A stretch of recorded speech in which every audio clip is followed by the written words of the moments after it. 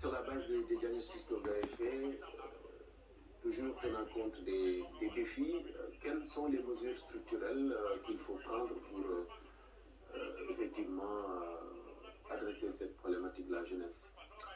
Oui, en fait, c'est que nous voyons comme difficulté par rapport à la jeunesse, c'est surtout la question de l'emploi. La question de la migration aussi. La semaine dernière, nous avions fait une rencontre sur cette question-là dans le cadre de nos activités. Et c'est une question qui est difficile à gérer. Parce que vous savez que les jeunes, quand ils n'ont pas de ressources ici, ils vont aller voir ces ressources ailleurs. Et que donc, ce que disait Thabo Mbeki aux Occidentaux, c'était ça. C'est-à-dire que si les politiques de développement ne sont pas conformes aux aspirations des populations, les populations vont franchir les frontières et aller chercher de quoi vivre. Et c'est ça qui se passe aujourd'hui. Donc, il y a un lien entre la jeunesse et l'immigration.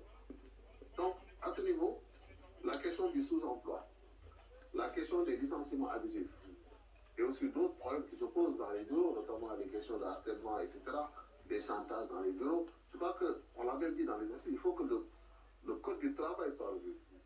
Il faut que les autres codes soient revus pour les adapter par rapport aux besoins des populations. Donc cette jeunesse est aujourd'hui confrontée surtout à la question de l'emploi.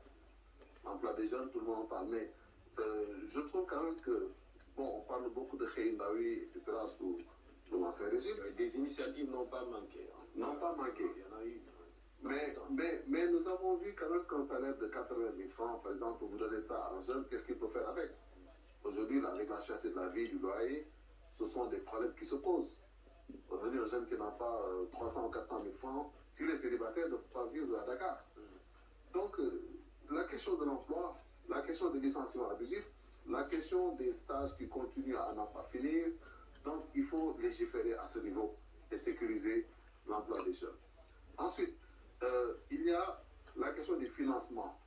Vous savez qu'il y a beaucoup de moyens qui ont été déployés pour que les jeunes puissent en bénéficier, mais est-ce que ces financements sont arrivés à bon port? C'est là où je parlais quand même de nécessité de contrôle financier. C'est-à-dire que si on dégage des centaines de milliards pour l'emploi des jeunes et que les jeunes ne voient pas cet argent, pour des raisons politiciennes et autres, je crois qu'à ce niveau, il faut quand même que des mesures soient prises. C'est-à-dire que, c'est pour ça que je parlais tout à l'heure, de la nécessité d'instituer un organe supérieur du contrôle de l'État. Et cet organe permettrait de vérifier si l'argent qui est injecté, par exemple pour l'emploi des jeunes, est-ce que cet argent est utilisé, non pas au bout d'une année, mais au bout d'1 mois. Et même par semaine, voir comment cet argent est utilisé. Un peu comme fonctionne le système bancaire. Mais il y a des corps de contrôle qui sont attitrés, qui font ce travail-là. D'ailleurs, ça fait partie des chantiers qui sont ouverts aujourd'hui. Les rapports sont disponibles et vont être certainement exploités. Oui, mais ce contrôle dont vous parlez, je crois qu'il s'agit d'un contrôle a posteriori. C'est-à-dire que c'est un contrôle à la fin. Mais il s'agit juste d'un contrôle a priori. C'est-à-dire que si on vous donne l'argent, qu'on puisse vous contrôler, savoir qu'est-ce que vous faites de cet argent. Quasi quotidiennement. Qu'on puisse contrôler, c'est une sorte d'audit interne. Que l'État pourrait faire non seulement au niveau central, mais aussi au niveau des collectivités locales. Et il y a des textes qui fonctionnent comme ça. Si vous prenez le cas du Cameroun, l'État du Cameroun fonctionne comme ça et ça marche très très bien. C'est-à-dire qu'il ne faut pas attendre qu'il y ait des malversations pour qu'on puisse sanctionner. Il faut en amont prévenir et, n'est-ce pas, qu'il y ait une bonne tenue de ces financements. Mais pour adresser donc ça, c'est un problème d'abord pour le financement de la jeunesse. Exactement. Oui. Mais pour adresser cette question jeunesse, il y a un travail en amont. Vu la complexité de cette problématique-là, les jeunes, avant d'arriver au travail, avant d'en trouver, il faut être formé. Ça aussi, c'est une autre paire de manches. Oui, effectivement, la question de la formation qu'on fait, mais je pense qu'à ce niveau, l'État du Sénégal a tout un dispositif. Il y a l'agence de fonds de financement de la formation professionnelle. Bon, j'ai été même 3FPT. Oui, 3FPT. Bon, j'ai été là le consultant pendant quelques années. Ils font un excellent travail.